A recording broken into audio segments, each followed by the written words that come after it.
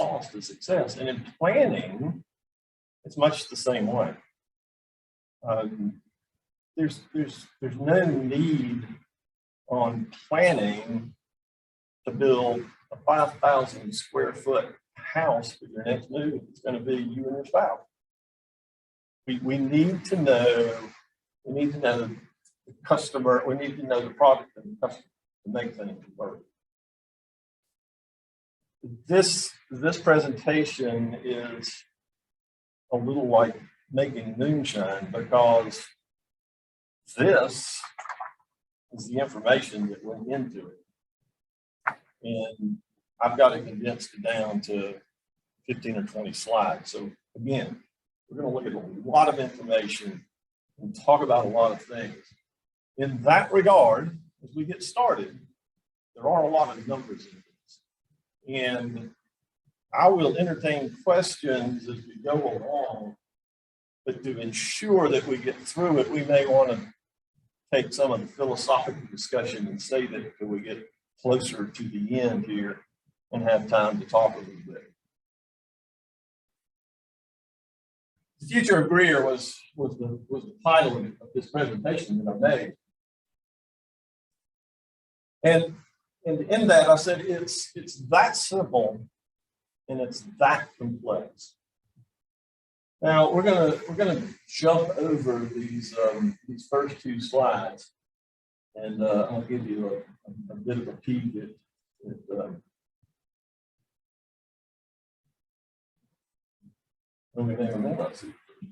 now, you were working. Jessica? Touch the down arrow on the keyboard and see if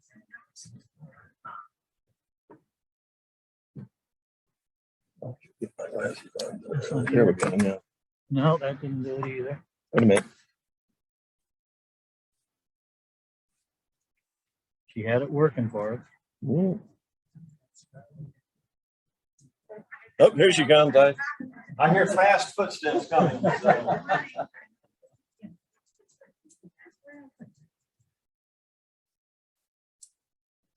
So the reason we're going to jump over these first two is because when we get to the third one, there's a little bit better explanation here about why I started this presentation for our staff with a little bit different slant than what we use today. We're going to jump into the meat of the presentation a little faster today.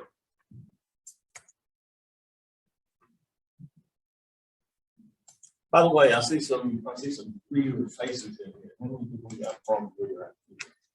There we go. A couple of crowds going on. All right, here we go.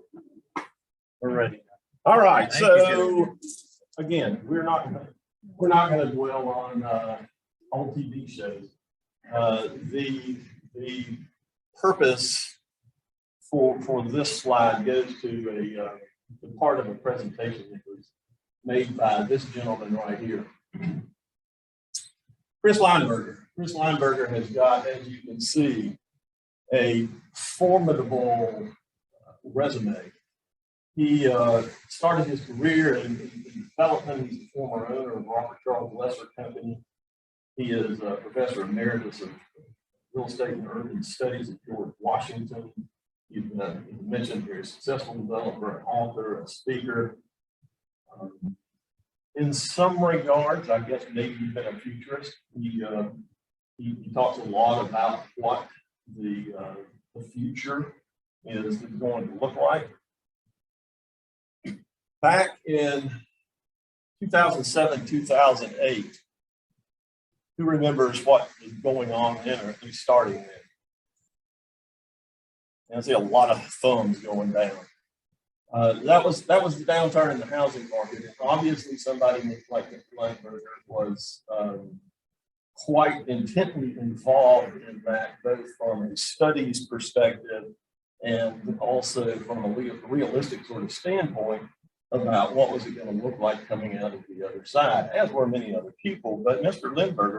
Lineberger took a little bit different slant on all of this. And he, in 2014, after watching what was taking place and spending time studying that, came to this idea for a book and for a lecturing presentation called A Demographic Perfect Storm. And he looked at what was taking place in the United States from a demographic standpoint, as well as a housing standpoint, a business standpoint. And he made some projections about what he thought was going to happen in the next 10, 15, 25 years, some of which has been spot on. But as anybody knows that has ever heard a futurist speak,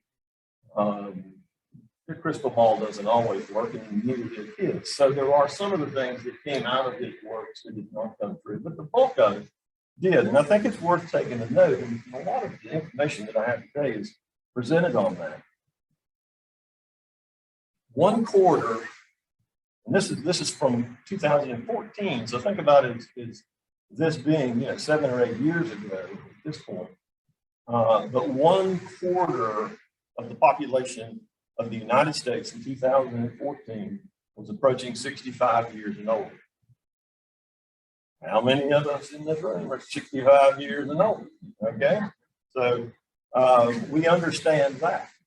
The other thing that he said and predicted in this that seems to be reasonably accurate at this point is that that change was going to shape the future of the U.S. in a lot of different ways, but growth and housing and how we do housing would be an essential part of that change. Because his conclusion was anywhere from 4.5 to 5 million Americans would turn 65 every year, which is going to be 4 times the rate that it has happened in the past. And that's going to continue on for the next decade to 15 years. So we're already well into that prediction. And from a calculation standpoint, he is spot on. That brings us to this conclusion that he had, which is not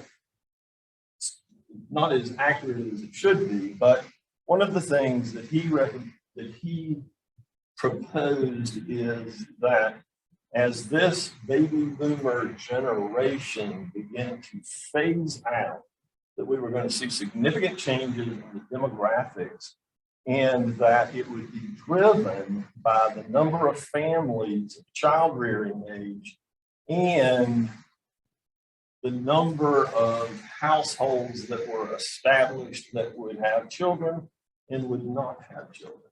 And we'll talk about that in just a little bit more, because what he projected was that, again, this is 2014 and his prediction was 2025. What he predicted was of the 100 million new households established in that time frame from 2015 to 2025, that decade, if you wanted to use that nearly 80% of those homes would be established, wouldn't have children. So homes that were couples, singles, whatever. It's not too far off, and we're going to take a look at that in just a minute. One of the other things he suggested that I think he was way off base on was that he also suggested what he called sort of the end of the suburban neighborhood developments. Now, if you know anything about what's going on in the lower part of the state, we know obviously in South Carolina that's not happening. We've got a number of large, I mean really large planned developments in the lower part of the state. And that's something that we're not seeing taking place that he thought was going to happen in the housing. So let's move on fairly quickly here. We're going to take a look at some national trends. One of the things that is taking place is that we are in the second lowest population growth in the nation's history right now. We also see that plateau is quickly coming to a standstill. Population growth declined from the previous year in 31 of 50 states, as well as Washington, D.C. 18 states the same absolute population loss. Think about that for just a minute. So that is the annual rate of growth of the U.S. population.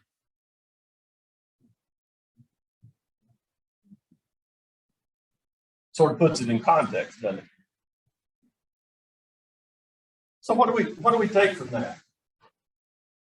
There are some of us in this room that instantly looked down here to the bottom of some of these and started figuring out what causes the bumps in this, and you pretty quickly can put that together, can't you? What are the dips? Great Depression, other wars, conflicts, growth. Depression's not nearly as deep as the Great Depression, some rebound, and then look what's happened in the last 20 years. Now, there are a couple of things that we can attribute that to, but the bottom line effect is that this has been in the works for quite some time. You can't say this is caused by COVID. You can't say this is caused by any one particular thing, because if you look at where this is taking place from, as a trend, the trend bar right there, you can see what's happened over the last 75, 50, close to 100 years at this point, 80 plus years. So some of these population changes have been taking place over a number of years. It goes back to deaths, births, immigration, illnesses, financial conditions, wars. I mean, there's just a whole list of things that contribute to this. But one of the things that we are seeing is that our population growth has grown stagnant to the point, and that's the point here, that we are seeing that trend in a trickle-down situation in a lot of states, but not all states. 31 of the states that I mentioned just a minute ago, okay, 31 of them had basically plateaued. There are only 9 states in the 2020 census that showed positive growth. All 9 of them, actually 11, actually 11. There are 2 outliers. There were 11 states that showed positive growth. 9 states showed significant growth. All of those 9 states are either in the Southeast or the Southwest. The other 2 were Vermont. Anybody from Vermont? I don't know what's going on in Vermont, but they had positive growth. Okay. Somebody said as a percentage they had 100 people move to Vermont, and that's what changed it so much. I'm not sure. The other one with positive growth was North Dakota. I know people are just racing to get to North Dakota. That was because what happened in the last 10 years in North Dakota? The oil and shale exploration. And so they had a real influx of people. And so I suspect that number is significantly changed. But for census purposes, they were counted. So let's take a look real quick at South Carolina. In the last decade, we've grown about 500,000 people. Pretty significant growth for a state that now has 5 million people. That's 10%, 11% growth. That's pretty positive. And that's typically what we're seeing in these states that are now showing very positive growth. It's population increase that is reflective of what we're seeing and what we are going to see. The interesting thing about this is when we dig just a little bit deeper, and there are tons and tons and tons of information that we can pull from this. But one of the things that we can see is in South Carolina, and let's just use some round numbers. 30% of the population is under 18. Where's the other 20%? Over 65. Mr. Lineberger's point, 25% of the population is going to be over 65 and age out in the next 20, 25 years. and let me stop for just a second. Average median, it's not median, average life expectancy of a Caucasian male in South Carolina. Want to make a guess? Somebody else? That's 82. 82. Let me quantify that for you just a minute. Yeah, starts to hit home, doesn't it? Yeah. When I found that out, and I was doing the math pretty quick, I'm gonna have to up my game significantly. Let me quantify that. That number in South Carolina varies based on race by up to 17 years.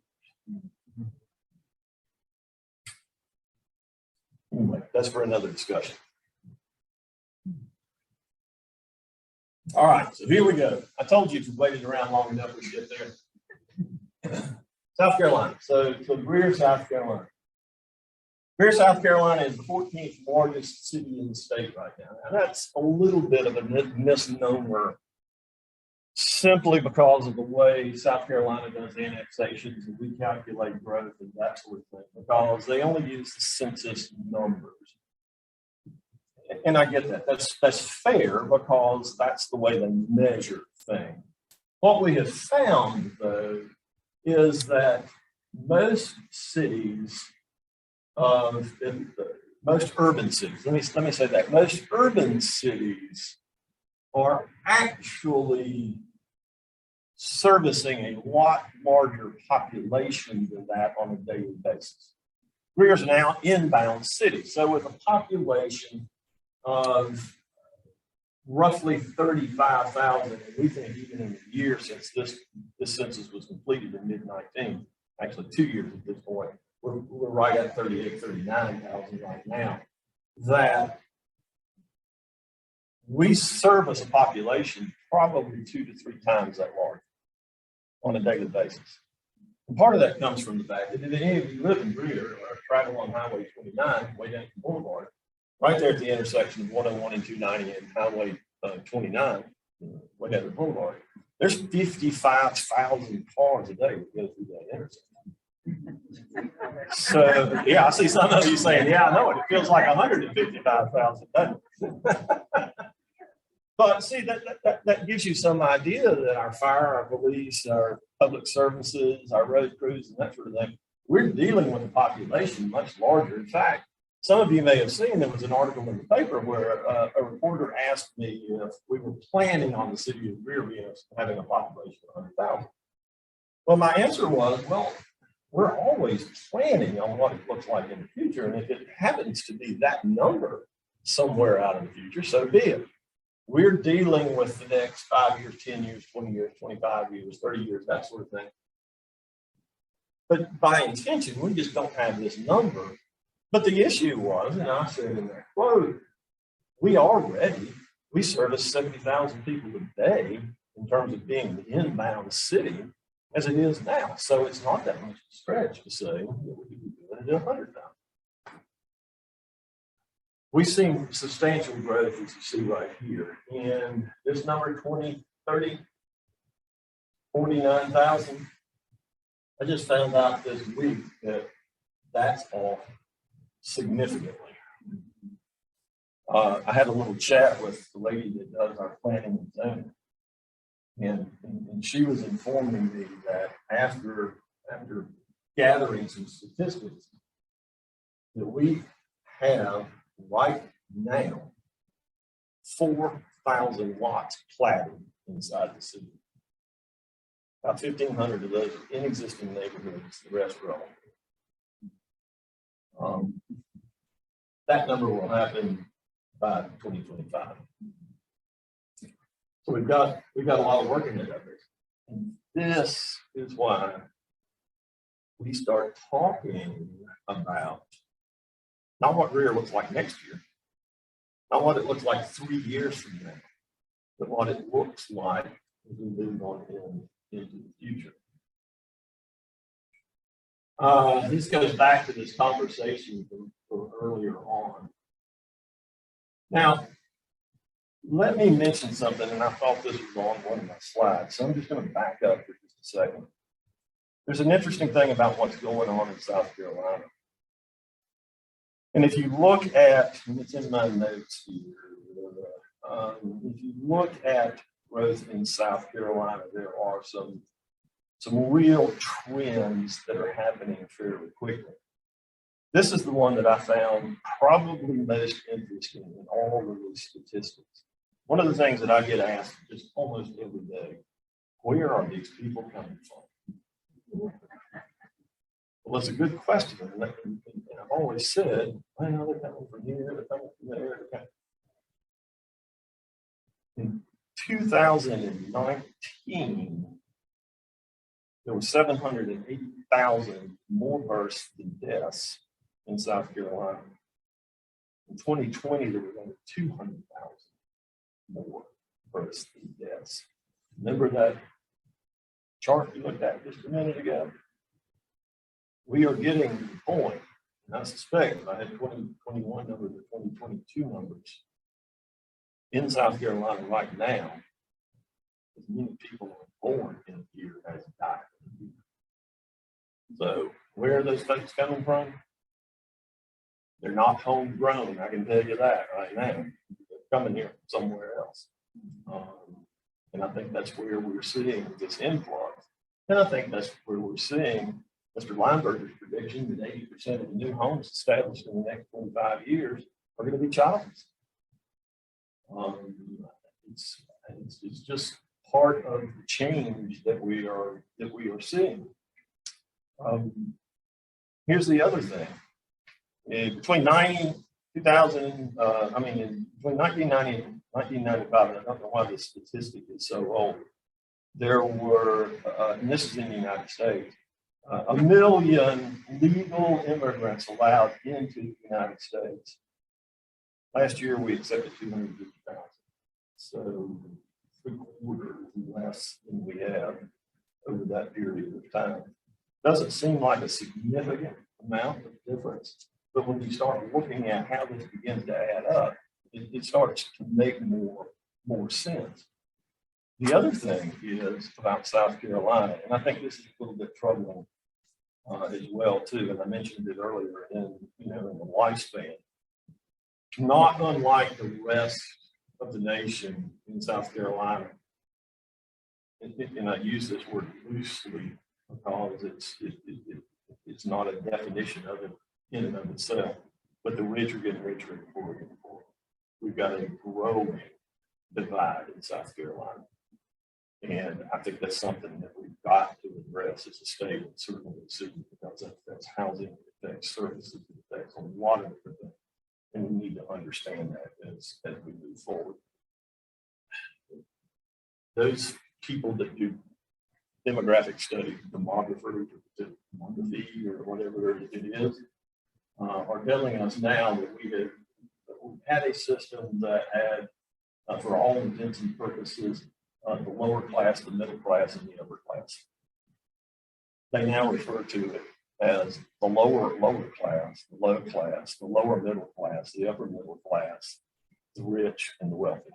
And so there is this growing divide nationally that we're seeing in South Carolina. All right, so we're getting to the point we need to wrap this up. What does this have to do with planning in the city of Greer? All of this is like 10,000 feet high and up in the clouds and all that kind of stuff. And when we start talking about, what are we going to do next year? What are we going to do the year after? What does Greer look like in the future? We can't forget what planning for next year looks like.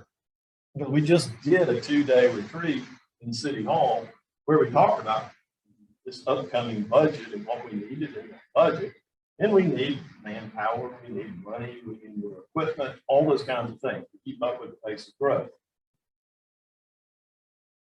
But it goes back to this whole idea of knowing your product, which we do. We're a service-oriented organization that provides services to our citizens and our clients, and knowing what?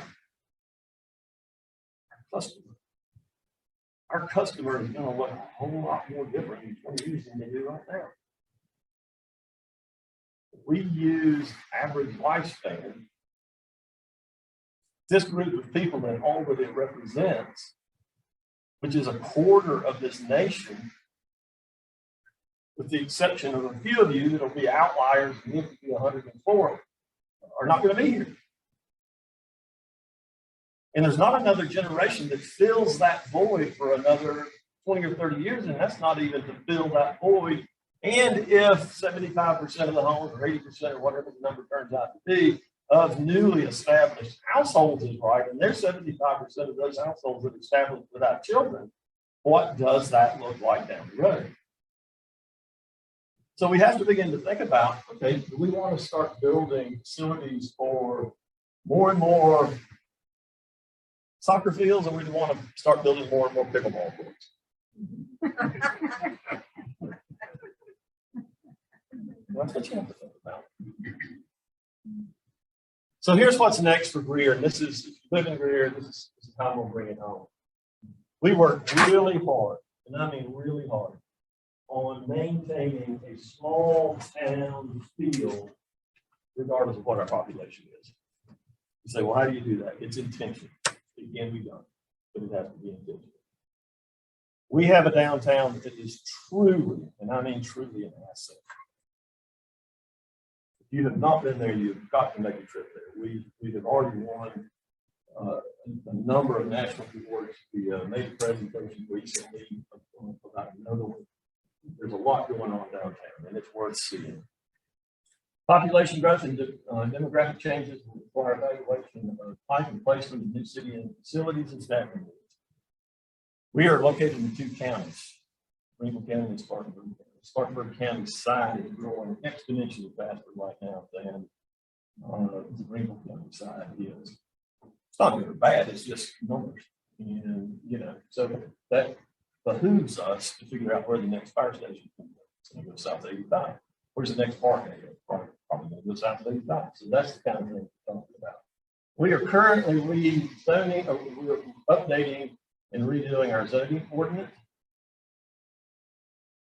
Proterra is doing a drive assembly plant in Greer.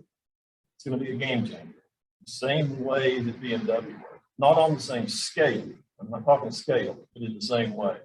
Because anytime you bring new technology, and particularly when they're doing something as innovative as this is, you're going to have suppliers that are going to flock to be there around that synergy.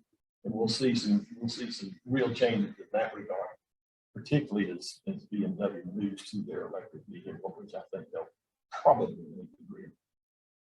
Greer, Greenville, Spartanburg area has become the logistics and distribution hub of choice for the Mid-Atlantic. The connection between the Charleston port and the inland port located in the city of Greer, we cannot underestimate that. Arts and recreation will change. How we do that and what it looks like and who we service will change. Gateway sidewalks, traffic, speed humps, road diets will all have to be integrated into the city's road plan. We have to continue to create compelling public places. You cannot artificially create things that people are induced to use or feel comfortable in. You can build it, but they're not going to come if they don't feel comfortable in it or it doesn't serve a purpose that they want it to. We're gonna have to cater to creative and educated talent because it's going to be needed. We're going to have to look at pathways for economic opportunities and smart technology into our community. We want to continue the quality of architecture that we've got similar to the downtown area. We'll move towards smart buildings on the city's part, parks, streets, innovative startups are all of what we're going to need to have in the future. The ability to connect all these is imperative. I'll just leave that quote up there. And then this is one of my favorite quotes, and we're going to stop right there so we don't have a couple of minutes for questions. That is my presentation. I will be glad to answer questions or take comments if you want. All right, let's we'll start here and do this week. So I've got 3 or 4 hands right there. Right. You want to speak into the mic and so everyone can hear. Put very close to your face. Right there. There you go. What's the city's posture towards increasing the density of population with the multi-family housing versus single-family houses, that sort of thing? Yeah, it's a good question and it's relevant. There are about 5 multifamily projects currently taking place in Greer right now. About 1,000 new homes built, residents for people. One of the things that we have understood for at least the last 20 years is for us to grow smartly is going to mean that we are going to need to infill some of the areas, particularly urban areas, as we continue to grow. We've got a footprint that's nearly 25 square miles, not dissimilar from the city of Greenville. But it doesn't behoove us, and it's not smart growth to try and fill those outer boundaries and then worry about the inside. We've got to be more intentional about how we grow from the inside out. And that'll be critical. And that means more vertical than horizontal. So we'll continue to see that. The biggest trend in housing right now is, in terms of single family, are the attached and detached homes, townhomes, and apartments. We see about 50% of our new growth in that area, and the other piece in single family. You tell us exactly what you mean by smart technology and smart city.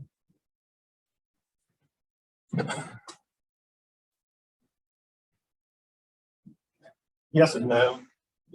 Smart growth entails a lot of different things. So it can be from just a purely technology side, where we have used the design in our new buildings so that whatever side is facing east or west has windows for natural light, and use solar where we can. Also, it means that we are moving more towards hybrid and electric vehicles for our fleet. We have technology now through the entire city, where we monitor all of our public facilities and parks with a camera system. So it could be something as small as converting our buildings to a new type of lighting that saves money and energy, or have rooms that the lights automatically come on when you walk into bigger projects where we are doing the buildings and building specific new technology into it. So it's not one particular thing, but it's a broader approach, much broader approach. I think we had one right back here next.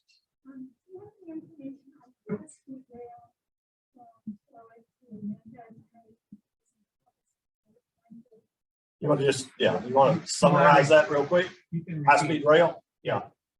repeat the question so people on. The questions about high-speed rail and just high-speed rail in general. The city has 2 railroad tracks that bisect the city. We've got the Norfolk Southern, which serves the port. That operates about 30 trains a day, and then we've got the Norfolk Southern, which is a straight freight line where we've got 2. We've been involved in discussions for at least 15 years about high-speed rail. I personally don't think that high-speed rail is going to take place on existing lines. It may use some existing right-of-way, but high-speed rail has to be, truly high-speed rail has to be a more national approach than it does local.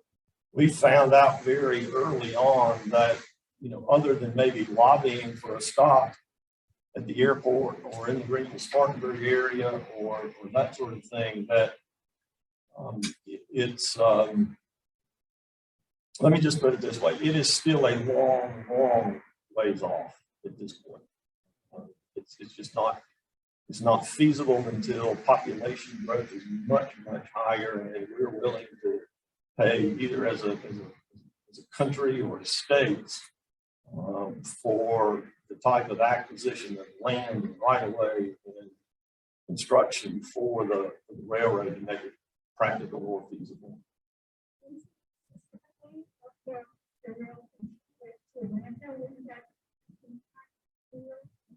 Possibly, but there's 5 alternatives for where that would go, and one or two of them don't even come anywhere near it. They go from Spartanburg to Columbia and into Atlanta, or it's that's why the airport was pitched. Have a stop in the middle of it.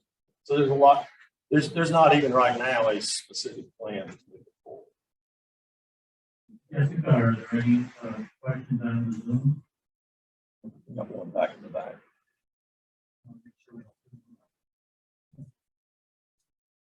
We had one person, Ann Magnus, asked about the new hockey rink in Greer. Her son was actually helped get the work completed on that project. So she was just curious about what the status of that project is. I can answer that right quick. So I'll give you a second. Yes, we do have a hockey rink in Greer. It is privately owned. It's right now privately used. It's part of a recreational facility for teams and travel teams, and the hockey team in Ringwood uses it for their practices as well too. It's a great facility. It brings hundreds of tourists and others into our community on a weekly basis, and we are working with those folks to see if there's a time that we can have access to that for community use. But I will tell you that is pretty close to a 24/7 operation now. If you've ever been by there night and day, they've got people in there using that facility. So part of the diversity of our community, that's one of the things that I didn't even get a chance to talk about, is the diversity of our community. We have over 70 international businesses located inside the city of Greer. We have an amazing diversity of nationalities and races inside the city of Greer. Right? What do you think of the pickleball courts to run and field the trial? Well, we just added 9 at the tennis facility, so we're working on it.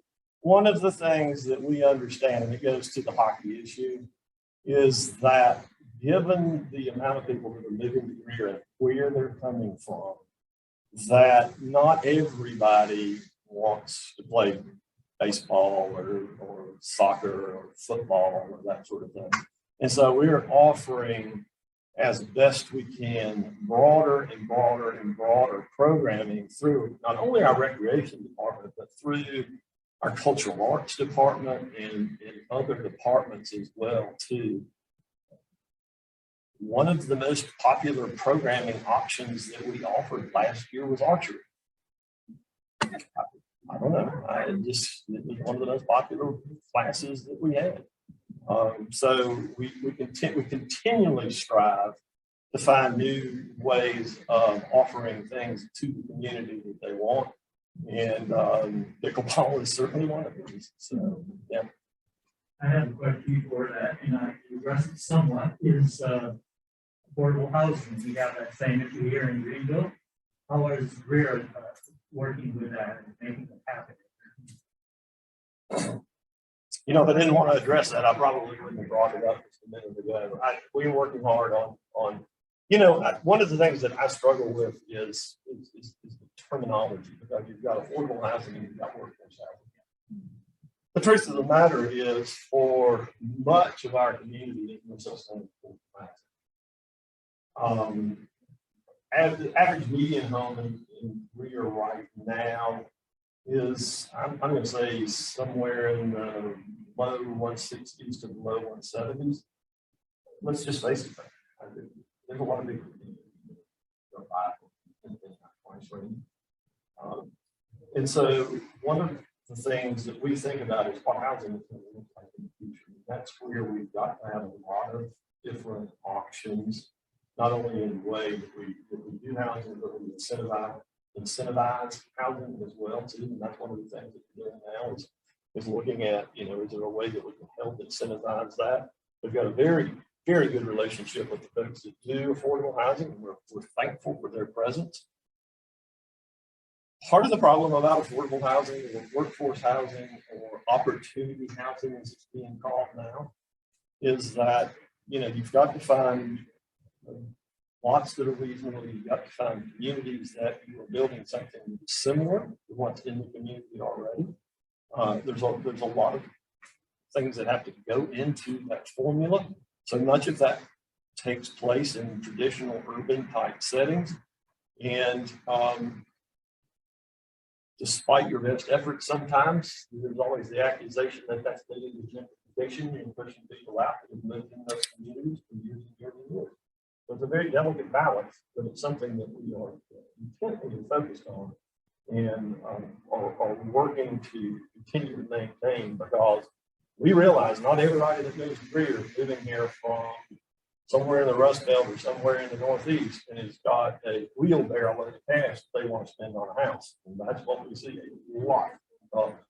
And so we've got to figure out that other piece as well too. Yeah. I think we had two more hands. I don't know if we've got time for two more questions, but there's two hands up. I'm first of all glad to hear that you're looking at infill instead of this sprawl. But one of the things I want to know the philosophy of Greer when it comes to putting in large subdivisions. What is the philosophy about asking the contractors and the developers to be more of a partner in improving the roads and the access and those kind of things that increase traffic brings? We have just commissioned, and it'll take about 18 months, I think, a study about impact fees and what communities that use impact fees. So we're looking at that. Right now, we deal with every new development on a case-by-case basis. And typically we're looking for the developer, builder, to share in some of those costs. We don't typically specifically define what that is. We normally ask that they pay the city, donate to the city, based on the number of houses, anywhere from $2,500 to $3,000 a lot or apartment. We then take that money and use it in possibly doing road improvements, parking, recreation, purchase of green space. We will continue to refine that program so that more and more of the cost is borne by those people that are doing those large projects. We've got the home right. I mean, we've got the subdivision right off 14 there. There was 800 homes built out in less than 2 years. There's a second subdivision up near the golf course and the high school. It's going to be about 800 homes. They said they'll build that out in the same time frame. So that's what we're doing right now to help offset some of those costs that are typically borne by the citizens and our business. Right. All right, last question. Yeah, I think we got one more. I'll stay around. Yeah. Last question here, and then we'll meet you out in the hallway. Oh yeah, we got another class. Yeah, we'll meet in the hallway. A question. I'm a senior citizen, apartment dweller, moved here in 2018 from Arizona, which was another big area that had an influx of population. I've never considered myself indigent, but I'm beginning to think so now because I had to rent an apartment now or I should say they increased my apartment rent $200 a month for me as of today. What would Greer have anything to offer that is not, like government housing subsidized, which I make too much money for, and $1,600 a month rent, which I don't have enough money for, and I can't afford to buy a home. Yeah. I spent $10,000 when I sold my home just to get out here. Yeah, I'll tell you right. You're like Yeah. falling between the cracks. Yeah, and that is an issue because one of the things that we talk about in Greer is you saw the logistics and distribution model right there. Well, those jobs are $12 to $16, $18 an hour. So you do some real quick math on that, and that's $30,000. You can qualify for some assistance in that regard. For the other folks that are on the other side of that spectrum, there's also a housing gap there. I think what you're going to find is it's location. It's location. Because if you look at what a single bedroom apartment in the Greenville area rents for, as opposed to what it rents for in Greer, as opposed to what it rents for in Woodruff, there's going to be a very distinct difference, often several $100s. And so our market rate on one bedroom is about $1,000 now. It's about $200 less than that. In the Woodruff area, it's about $400, $500 more than that in the Greenville area. So in a lot of cases, it's simply location. Yeah. All right.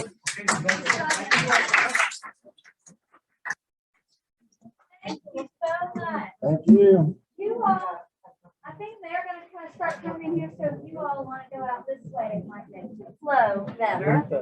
And Rick, it sounds like you might be in the lobby for a minute. I will. I'll Somebody stick has around. a Yep, I sure will. Question, that's really nice. Thank you. Heidi, you